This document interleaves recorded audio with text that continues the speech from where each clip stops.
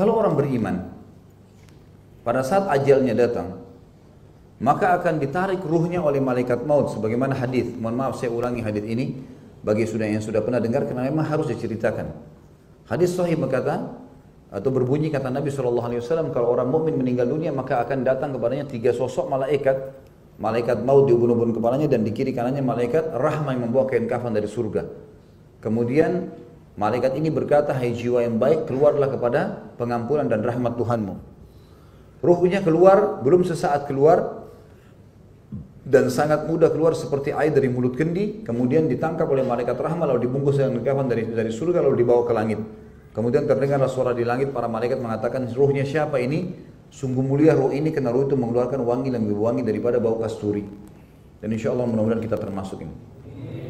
Lalu kemudian kata malaikat rahmat yang membawanya, ini Fulan bin Fulan, namanya yang paling baik di dunia.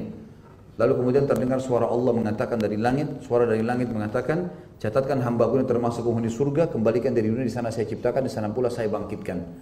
Lalu dikembalikanlah ruh ini bersamaan dengan jasadnya, diantar oleh kerabatnya. Kemudian 3 langkah dia masih mendengar suara sendalnya. Lalu kemudian datanglah malaikat menanyakan, siapa Tuhanmu, siapa Nabi, apa kitabmu. Lalu dia menjawab dengan cepat.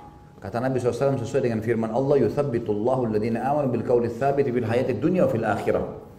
Allah akan menetapkan di lisan orang-orang yang beriman untuk menjawab di dunia.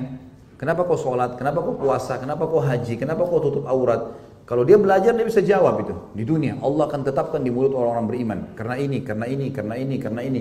Dan di akhirat, kata ulama tafsir, maksud di akhirat adalah dimulai dari alam barzah. Dan juga nanti di akhirat, ini pertanyaan malaikat di kuburan, dan juga di akhirat nanti di timbangan amal. Kemudian dikembalikanlah dia setelah ditanya seperti itu dan dia jawab. Kemudian dibukakan baginya pintu neraka dan dia ketakutan melihatnya karena semua fenomena siksaan di dalamnya. Lalu malaikat berkata, lihatlah dari apa Allah selamatkan dirimu karena kau beribadah. Ditutup, lalu dibuka pintu surga dengan segala macam fasilitasnya, bau harumnya sampai kepada dia. Lalu dia bangga, senang, kata malaikat, ini tempat kausaran dan kau akan kekal di dalamnya. Lalu datanglah orang di sebelahnya yang tampan, yang wangi, lalu dia kagum. Saking kagumnya dia mengatakan, siapa kamu ini, sungguh sempurna ciptaan Allah pada dirimu. Lalu orang itu berkata, saya amal soleh akan menemani kau sampai hari kiamat. Lalu Allah pun berfirman, bentangkan kuburan hambaku ini seluas pandangan matanya dan hamparkan jalan ke surganya setiap pagi dan petang. Setiap pagi dan petang. Maka jadilah kuburannya taman dari taman surga. Kalau orang fasik atau orang kafir, datang kepadanya 3 malaikat. 1 malaikat maut dibunuh kepala, dan kemudian di kiri kanannya malaikat azab yang bawa kain kafan dari neraka. Lalu malaikat maut berkata, hai jiwa yang busuk, keluar kepada murkah Tuhanmu. Lalu ruhnya berantakan, tubuhnya nggak mau keluar. Lalu ditarik dengan keras oleh malaikat maut, ibaratnya seperti bulu domba yang dibasahkan, lalu dililitkan di pohon berduri dan ditarik dengan keras sehingga berantakan bulu domba itu. Na'udzubillah. Lalu dibungkus dengan kain kafan dari neraka, kemudian dibawa. Baru di langit pertama semua malaikat menolak, mengatakan, ruhnya siapa ini? Sungguh buruk ruh ini. Kata Nabi SAW, karena ruh itu mengeluarkan bau yang lebih busuk daripada bau bangkai.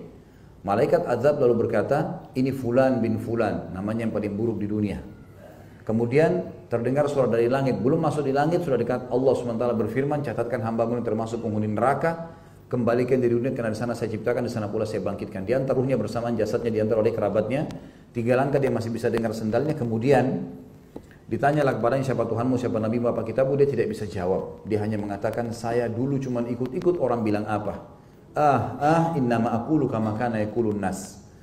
Lalu kemudian dibukakan baginya pintu surga dengan segala macam fasilitasnya, dan dia bangga dengan itu, dia senang. Kata malaikat, lihat dari apa kamu haramkan dirimu.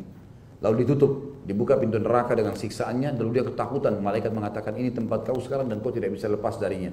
Maka dia pun berdoa, ya Allah jangan cepatkan waktu karena aku tidak ingin masuk ke nerakaku. Datang di sebelahnya orang yang buruk tampangnya, badannya busuk, menakutkan. Sampai dia bilang, siapa kamu ini? Sungguh buruk ciptaan Allah pada dirimu, pergi dari saya.